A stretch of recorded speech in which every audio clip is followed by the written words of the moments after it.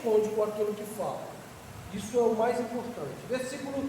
Capítulo 23 de Mateus, a partir do versículo 13, tá?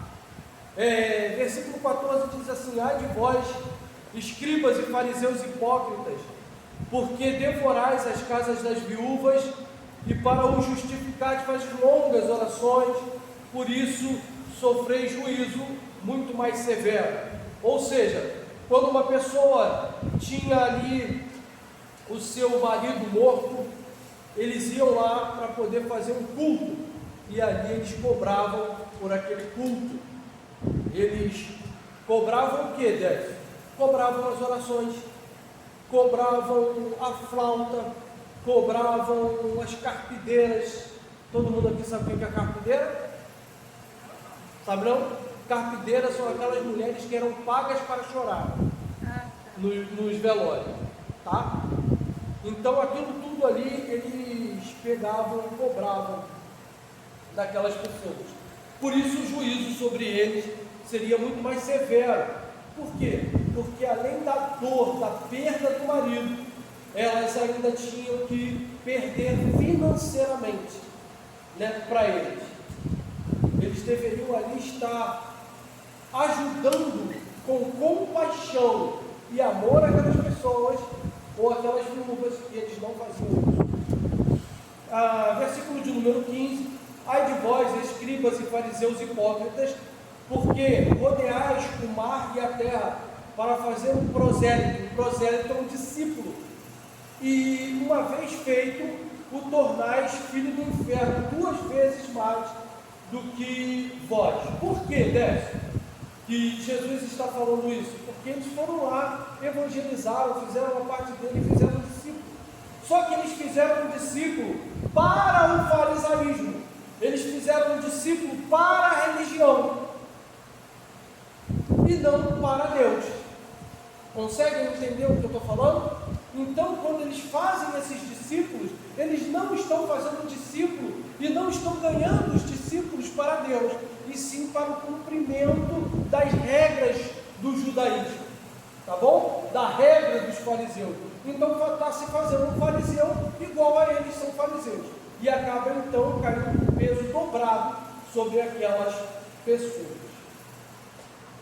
que eles acabam sendo 2 vezes pior do que os próprios fariseus. Versículo de número 16: ai de vós, guias cegos, que dizeis: quem jurar pelo santuário, isso é nada, mas alguém que jura pelo ouro do santuário, fica obrigado pelo que jurou. Versículo 17: insensatos e cegos, pois qual é maior, o ouro do santuário ou o próprio santuário? Então, o santuário, ele santifica completamente o ouro que está no santuário. Então, você jurando pelo santuário, jura por tudo aquilo que está dentro do santuário. Versículo 18: e dizeis: quem jura pelo altar, isso é nada. Quem, porém, jura pela oferta que está acima do altar, fica obrigado pelo aquilo que jurou, sendo que o que torna a oferta santa é o altar. Então, eles estavam agindo de forma equivocada. Não era a oferta do altar que tornava a proposta ou o que a pessoa tinha colocado ali como sagrado, porque o que consagrava até a oferta que estava em cima do altar era o próprio altar. Então, eles erravam dentro até mesmo das escrituras por causa disso.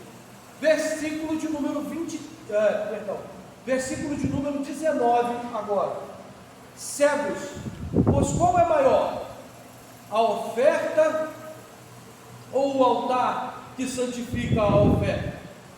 Portanto, quem jurar pelo altar, jura por ele e por tudo o que sobre ele está. Quem jura pelo santuário, jura por ele e por tudo o que nele habita. Versículo de número 22: e quem jurar pelo céu, jura pelo trono de Deus e por aquele que no trono está assentado. Por isso que eu sempre digo que não importa o que você está jurando ou o que você está prometendo, lembre-se sempre que Jesus está observando o seu juramento e com certeza Ele vai cobrar esse juramento de cada um de nós, ou esta promessa de cada um de nós. Não importa se foi um aperto de mão, não importa se foi dentro do quarto, se você fez o juramento, ou se você fez ali, então, a sua promessa, cumpra. Porque Deus, Ele está presente ali naquele momento, vendo aquilo que você prometeu. Isso é o mais importante. Versículo 23, ai de vós, escribas e fariseus hipócritas, porque dais o dízimo da hortelã, do endro, do cominho, e tendes negligenciado os preceitos mais importantes da lei, a justiça, a misericórdia e a fé. Deveis, porém, fazer estas coisas sem omitir aquelas, guias de cegos, que coais um mosquito e engolis um camelo. Ou seja, eles pegavam e pelos seus pormenores, eles davam ali a oferta, o dízimo, àquele lugar, mas eles esqueciam de quê? Do amor ao próximo, esqueciam da ajuda aos necessitados, às viúvas, aos órfãos. Isso é a questão da justiça, é uma justiça chamada justiça social ou obras de justiça. E ali então eles não realizavam isso. Uma outra coisa que eles deixavam de ter era misericórdia ou compaixão. Outra coisa que eles não eles não tinham fé ou não eram fiéis àquilo que eles faziam e realizavam. Ou melhor ainda dizendo, eles não eram fiéis à palavra de Deus. Quando a palavra de Deus dizia que a justiça, a misericórdia e a fé, ela é tão importante de ser realizada quanto você dar uma oferta. Não sei se eu fui bem claro no que eu estou falando, mas eu vou dar uma representada aqui para vocês poderem entender. O que é mais importante? Atender um necessitado ou dar o dízimo? Atender o necessitado. Ele é mais importante do que dar o dízimo. É socorrer o enfermo. É mais importante do que dar o dízimo. Mas se você tem condições de dar o dízimo e ajudar uma outra pessoa, faça também. Uma coisa ela não sobrevive sem a outra. Ok? Uma coisa não sobrevive sem a outra. Uma outra coisa importante, a UDESF está dizendo para não dar dízimo, mas para ficar fazendo ajuda para outras pessoas. Não é o que eu estou falando. Estou falando que o dízimo ele é tão importante quanto ajudar uma pessoa. Eles preferiam dar o dízimo ao invés de ajudar uma pessoa. Eles corriam para a hora do dízimo e da oferta e esqueciam da compaixão com a outra pessoa. Eles esqueciam de praticar as obras de justiça que Deus deixou para que eles praticassem. Ou seja, visitar a viúva, visitar o órfão, isso não dava dinheiro. Isso inclusive tirava dinheiro do santuário. Aí a gente tem que ir lá em Malaquias. O que Malaquias diz? Malaquias 3,10: trazeis todos os dízimos à casa do tesouro, para que haja mantimento na minha casa. Para que o mantimento? Para que o dízimo?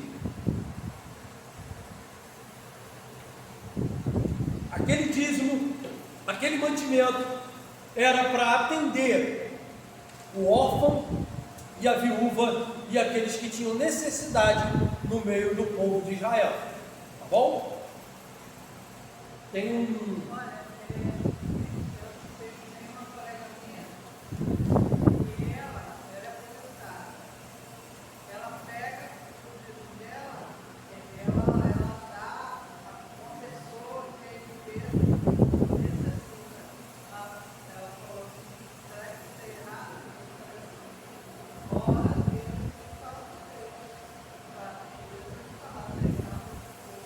tem algumas coisas que a gente tem que entender, né? Eu não sei o que ela tem no coração dela e como é que estão as coisas na mente dela.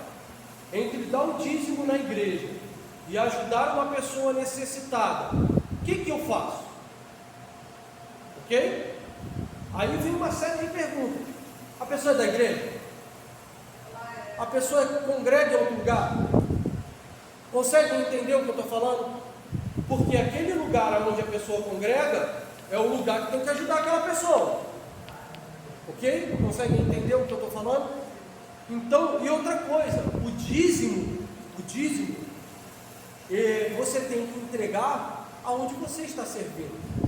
O que eu estou querendo dizer é, você passa numa casa de uma viúva, na casa de um órfão, e você chega ali e vê aquelas pessoas padecendo necessidade, e você vai lá entregar o teu dízimo, a sua oferta, e aquelas pessoas estão desassistidas.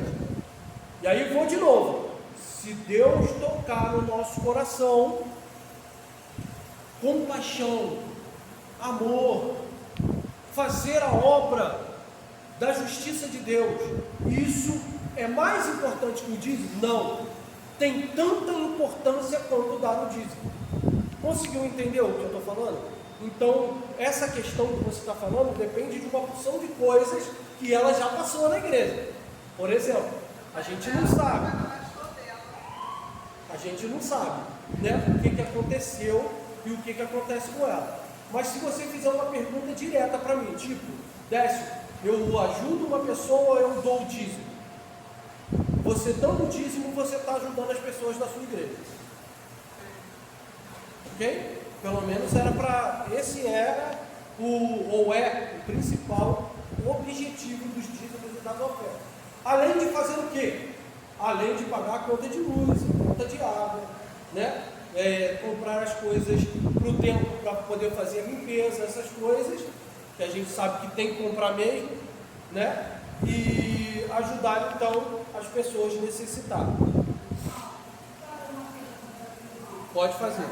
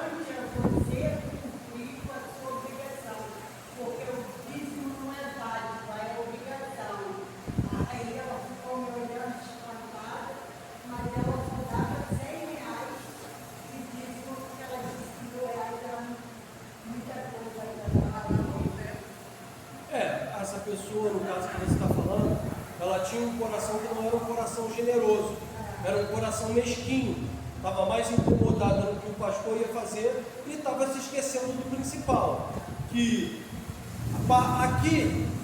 aqui são homens que recebem o dízimo, mas por trás, no campo espiritual, no campo físico, são pastores, presbíteros, dirigentes que recebem o dízimo, né? Tesoureiros que recebem o dízimo. Mas quem está ali por trás, no campo espiritual, quem está ali? É Cristo recebendo o dízimo e as ofertas de cada um de nós. Está escrito lá em Hebreus, no capítulo de número 7, tá? Vamos lá, vamos dar continuidade. Então, realmente é uma coisa que ela não...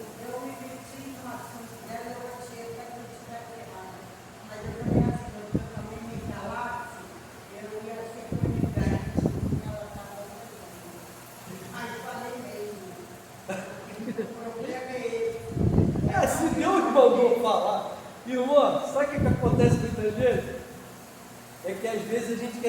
sincero demais. E às vezes a gente passa do limite e perde, às vezes, um irmão, um amigo, porque a gente foi sincero demais. Entendeu? Mas se Deus mandou falar, vamos falar, não tem jeito mesmo. Ficou ofendido. Pois é. O negócio é quando a gente, às vezes a gente querendo ajudar, a gente acaba atrapalhando, né? Muitas vezes. Isso aí eu peguei pesado. Eu falei para ela que ela estava ali roubando. Apesar de não estar errado, né? Se fosse ali, é o que eu falo, se fosse ali pouco a pouco, trabalhando no coração dela, e devagarzinho conversando, quem sabe, né? O Espírito Santo tocava e ali convertia o coração e a mente daquela pessoa.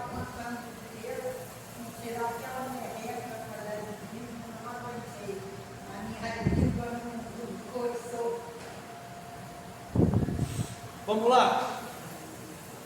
E aí no versículo 24 ele diz assim, é capítulo 23 de Mateus, tá? A partir do versículo de número 24 agora. No versículo de número 24 ele diz assim: cegos, que coais o mosquito, engolis o camelo. O que ele está querendo dizer aqui? Que às vezes nas pequenas coisas, eles eram muito exigentes nas pequenas coisas, mas deixavam passar aquilo que era grande, quando aquilo traria algum benefício, até mesmo para eles. Versículo 25: ai de vós, escribas e fariseus, hipócritas, porque limpais o exterior do copo e do prato, mas este por dentro estão cheios de rapina e intemperança. Fariseu cego, limpai primeiro o interior do copo, para que também o seu exterior fique limpo. O que Jesus estava falando com eles aqui? Que eles colocavam vestimentas alongadas, eles usavam os seus filactérios, que eu esqueci até de explicar o que era filactério na vez passada, falei que ia falar e esqueci. Filactério é uma caixinha preta, eu não sei se vocês já viram os judeus, eles usam aqui no braço ou então normalmente na frente da testa. Normalmente é na frente da testa. É uma fita de couro com uma caixinha preta na frente. Ali vai os versículos, né? Ou algum livro escrito bem pequenininho ali na frente. Isso se chama filactério, tá? É uma caixinha que tem o couro. Então ele até vai falar um pouquinho mais à frente que eles alargam esses filactérios para que as pessoas possam enxergar. Então, eles eram pessoas que por fora eram muito bonitos, mas por dentro eles estavam cheios, então, de pecados e erros e sujeiras dentro deles. Quando Jesus faz essa comparação entre o copo e o prato, que era só lavado por fora, né, e não era lavado por dentro. Então eles não tinham, eles não faziam uma análise interior daquilo que eles precisavam mudar na vida deles. Apesar de estarem usando as vestes muito bonitas, o seu interior não condizia com o seu exterior, ok? Continuando aí, versículo de número 27. Deixa eu ver se é isso. Ai de vós, escribas e fariseus hipócritas, porque sois semelhantes a sepulcros caiados. Sepulcros caiados. Essa palavra caiados significa pintados de cal, tá? Caiados é cal. Então vamos continuar aí. Sepulcros caiados, que por fora se mostram belos, mas interiormente são cheios de ossos de mortos e de toda imundícia. Assim também vós exteriormente pareceis justos aos homens, mas por dentro estáis cheios de hipocrisia, falsidade e iniquidade, ou cheio de pecados imorais. Então, novamente, Jesus fazendo uma comparação. Olha, gente, deixa eu agora fazer uma comparação em cima da comparação de Jesus, né? Jardim da Saudade. Aquele jardim Sulacap, não tem? É tudo muito bonitinho, tem paciência, me parece. Campo Grande, não sei, tem uns lugares. Cara, que lindo! É um gramado, sabe? E ali aquelas lápidezinhas, algumas de mármore, outras de metal, umas pintadas de branco, cara, as coisas, sabe, bonitas. Então, Jesus ele estava falando justamente isso para eles. Muito bonitos por fora, ou seja, são pintadinhos, estão branquinhos ali por fora. Então, para quê? Para aparecer para os homens. Mas por dentro deles estão cheios de quê?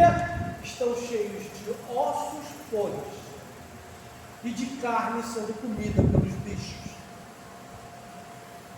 Aí Jesus ele fala ainda, trazendo detalhes a respeito disso, ele diz: eles estão cheios de falsidade e estão cheios de imoralidade dentro deles. E aí, aqui já vou tirar um ponto de interrogação para nossas vidas. Como é que está a sua vida? Será que você não está agindo como um fariseu ou um escriba? Faça uma análise. Será que você, por fora, está parecendo uma coisa, mas no seu interior você é outra completamente diferente? Será que você tem deixado Jesus trabalhar dentro do seu coração? Será que tem se cumprido na tua vida a mudança de mente? Será que o Espírito Santo de Deus tem tido liberdade dentro de você para fazer a obra de Deus no seu interior? Para que o seu exterior venha verdadeiramente ter a luz de Cristo? Será que a luz que há nos seus olhos é uma luz de bondade, de benignidade, de amor ao próximo, de obras de justiça? Ou será que a luz que há nos teus olhos são trevas? Pense nisso, porque é disso que Jesus está tratando. Será que você está tratando algumas pessoas com falsidade? Será que você é um falso?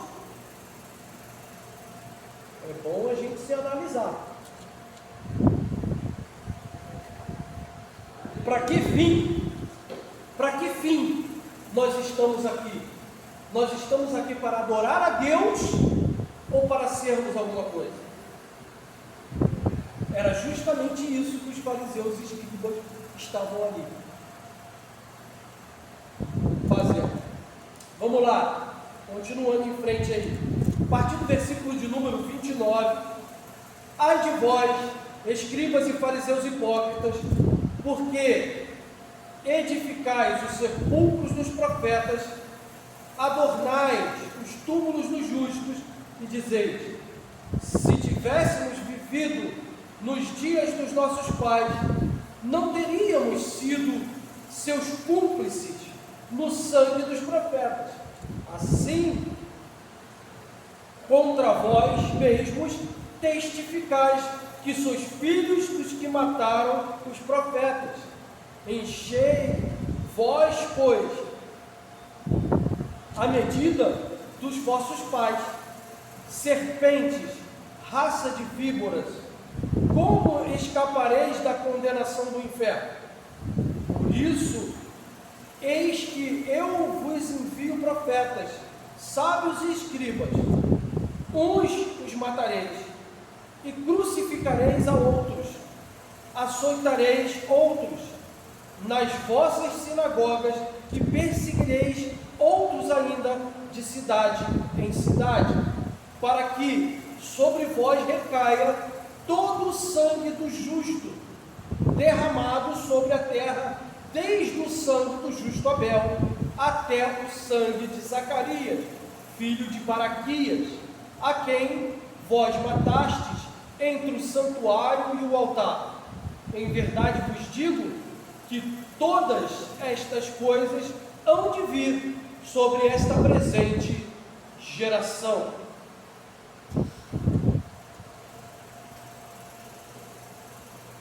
Só um minuto.